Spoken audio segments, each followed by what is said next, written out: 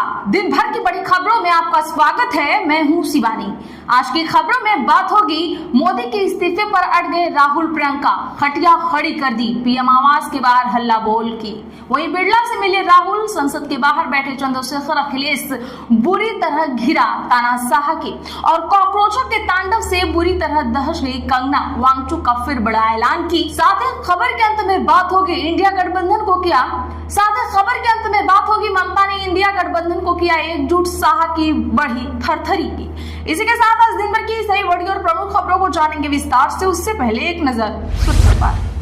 चंद्रशेखर संसद के बाहर धरने पर बैठे, ओवैसी मिलने पहुंचे। डिंपल बोली, ये निर्मम सरकार बच्चों के आंसुओं से भी नहीं पिघली। हमको लग रहा था कि भीड़ हम पे वार कर देगी। कंगना रनावत ने बताया संसद के अंदर कैसा था माहौल। दिल्ली पुलिस की कार्रवाई को फडणवीस का समर्थन, रावत बोले 20 जुलाई को कायर दिवस की तरह मनाएंगे लोग। छत्तीसगढ़ कांग्रेस के आदिवासी नेताओं का दिल्ली में डेरा, पीसीसी अध्यक्ष पद को लेकर अमरजीत और कवासी समेत कई दावेदार, हाईकमान से मुलाकातों का दौर। जल्द रिहा होंगे गुरनार सिंह चढ़ुनी, दिल्ली कूच के बीच हरियाणा सरकार ने मानी किसानों की 2 मांगे। बुजुर्ग विधवाओं और दिव्यांगों को बंगाल सरकार का तोहफा, पेंशन राशि बढ़ाई, अब मिलेगा बढ़ा हुआ पैसा। मंडी में महिलाओं का केंद्र सरकार के खिलाफ प्रदर्शन, 33% महिला आरक्षण कानून लागू करें, डीसी को पीएम के नाम सौंपा गया है। दिल्ली हाईकोर्ट ने सोनम वांगचुक को निजी अस्पताल में शिफ्ट करने का दिया आदेश। वो हमें उलझा रहे थे। संसद मार्च के बाद अभिजीत दीपके ने सरकार पर लगाए आरोप, कहा नड्डा के घर किया गया नजरबंद। राहुल और प्रियंका गांधी ने प्रदर्शन में घायल छात्रों से अस्पताल जाकर की मुलाकात, पीएम मोदी पर बरसे। दिल्ली में पंजाब के सांसद Channi Randhawa detain, paper leak मामले में पीएम हाउस के बाहर प्रदर्शन, बोले मोदी देश को बर्बाद कर देंगे। पाकिस्तान में पेट्रोल 35 रुपए सस्ता, डीजल 5 रुपए 71 पैसे महंगा, पेट्रोल 315 और डीजल 360 रुपए लीटर मिल रहा है। नई कीमतें 21 जुलाई से होंगी लागू। राजाकांड में सुप्रीम कोर्ट ने सोनम को सरेंडर करने की दी सलाह, पूछा गिरफ्तारी का कारण नहीं बताने का मुद्दा पहले क्यों नहीं उठाया, जमानत पर फैसला 23 को होगा। 84 साल के हुए मल्लिकार्जुन खड़गे, पीएम मोदी समेत देश के तमाम नेताओं ने दी बधाई। डिप्टी सीएम रोजगार मंत्री के जिले में सबसे ज्यादा बेरोजगारी, एमपी में 17 लाख बेरोजगार, ओबीसी सबसे ज्यादा, सरकार का दावा 240 दिन में 8 लाख घटे। बंगाल में महुआ मोइत्रा को हाई अलर्ट से अंतरिम राहत, 5 अक्टूबर तक पुलिस की सख्त कार्रवाई पर क्यों लगी रोक। पंजाब के किसानों का दिल्ली कूच स्थगित, 2 मांगों पर सहमति, शंभू खनौरी बॉर्डर अभी भी सील, हरियाणा पुलिस ने Jalandhar Delhi highway route divert किया। राम मंदिर चढ़ावा चोरी को लेकर योगी ने नई एसआईटी को दी मंजूरी, आईएएस की जगह 2 आईपीएस होंगे शामिल, ट्रस्ट की बैठक में 3 सदस्यों पर होगी चर्चा। पुलिस लाठीचार्ज में घायल, सीजेपी प्रदर्शनकारियों से मिलने पहुंचे केजरीवाल, बोले मोदी ने डायर को पीछे छोड़ा, घायलों को लीगल मदद देंगे, हेल्पलाइन नंबर जारी। डीएमके विधायक को सीएम विजय पर टिप्पणी करना भारी पड़ा, गिरफ्तारी के बाद विधानसभा स्पीकर ने जानिए क्या दिए संकेत। सेंसेक्स 238 अंक गिरकर 77,470 पर बंद, निफ्टी 50 अंक नीचे 24,188 पर आया। सरकारी बैंक और आईटी शेयर्स में रही बिकवाली। चलिए जानते हैं बड़ी और प्रमुख खबरों को विस्तार से। उससे पहले वीडियो को लाइक करें, साथ ही आपसे रिक्वेस्ट, खबरों को आखिर तक जरूर देखें। पीएम आवास के पास 1.5 घंटे से कांग्रेस का धरना, राहुल बोले प्रधानमंत्री इस्तीफा दें। बता दें कि पेपर लीक मामले में धर्मेंद्र प्रधान और प्रधानमंत्री की इस्तीफे की मांग को लेकर कांग्रेस के कई नेता दिल्ली में पीएम आवास के पास आज 3:30 बजे दोपहर धरने पर बैठे हैं। इनमें राहुल गांधी, प्रियंका गांधी और मल्लिकार्जुन खड़गे शामिल हैं। कांग्रेसी पीएम और गृह मंत्री इस्तीफा दो के नारे लगा रहे हैं। प्रदर्शन के बीच यहाँ पुलिस ने पंजाब के पूर्व सीएम चरणजीत चन्नी और कई कार्यकर्ताओं को हिरासत में लिया है। कांग्रेस का यह प्रदर्शन बेहद सीक्रेट रहा। राहुल समेत कई नेता कांग्रेस अध्यक्ष खड़गे के घर से पीएम आवास तक पैदल मार्च करने पहुंचे। जब ये लोग 100 मीटर दूर थे तब मीडिया को जानकारी दी गई। इधर कांग्रेस के प्रदर्शनकारी नेताओं से बातचीत करने के लिए केंद्रीय मंत्री जितेंद्र सिंह पहुंच गए हैं। वे राहुल गांधी से चर्चा कर रहे हैं। पुलिस राहुल गांधी से धरने वाली जगह से हटने की अपील कर रही थी, लेकिन राहुल ने उन्हें अपने बंधे हुए हाथ दिखा दिए हैं। कॉकरोच जनता पार्टी फाउंडर बोले बात करने सरकार खुद आए। दिल्ली हाई कोर्ट से सोनम वांगचुक को मिली बड़ी राहत। बता दें कि जंतर मंतर पर नीट पेपर लीक मामले को लेकर कॉकरोच जनता पार्टी के प्रदर्शन का आज 32वां दिन है। कॉकरोच जनता पार्टी फाउंडर अभिजीत दीपके ने आरोप लगाया है कि सरकार ने उनका समय बर्बाद किया है। दीपक बोले उन्होंने हमारे प्रतिनिधिमंडल को बुलाया, उनके मोबाइल जब्त कर लिए, दोनों को एक तरह से जेपी नड्डा के घर पर नजरबंद कर दिया गया था। दीपक का कहना है कि अब वे सरकार से फिर बातचीत करने नहीं जाएंगे, अब सरकार को यहाँ जंतर मंतर पर आना होगा। इधर जंतर मंतर पर प्रदर्शन के बीच विपक्षी नेता सुप्रिया सुले, शरद पवार, अरविंद केजरीवाल सीजेपी के प्रदर्शनकारियों के बीच पहुंच गए हैं। इससे पहले दिल्ली हाई कोर्ट ने मंगलवार को गीतांजलि अंगमों की याचिका पर सोनम वांगचुक को मैदान शिफ्ट करने का आदेश दे दिया है।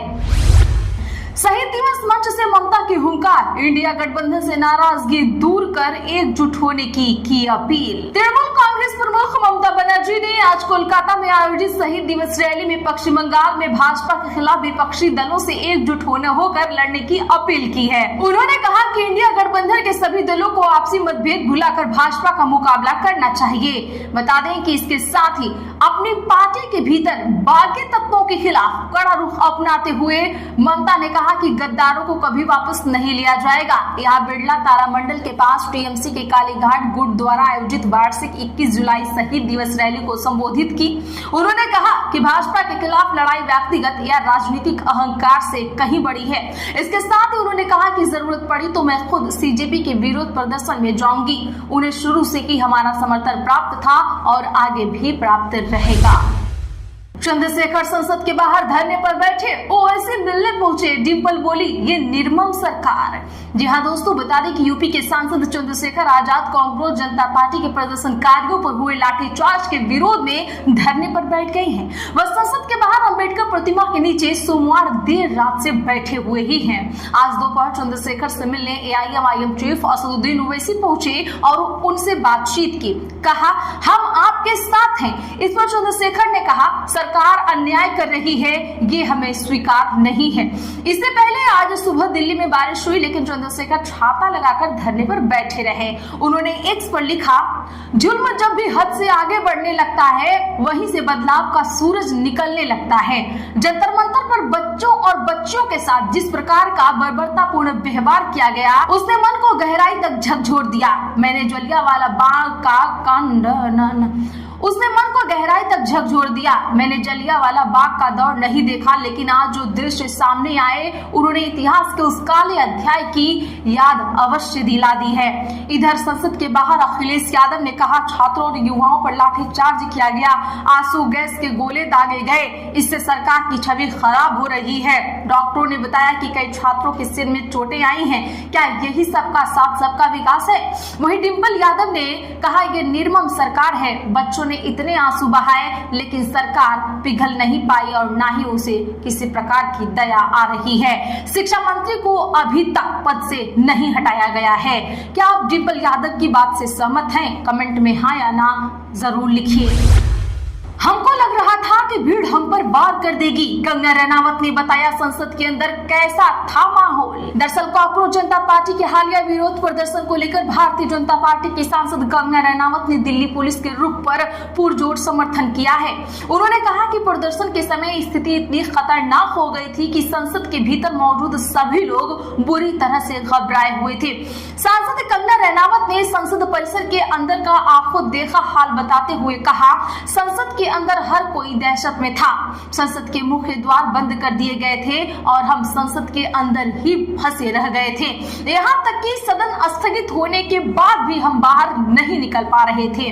उग्र भीड़ के रुख पर चिंता जताते हुए उन्होंने आगे कहा आपने देखा होगा कि कैसे भीड़ वार करने की हम पर कोशिश कर रही थी।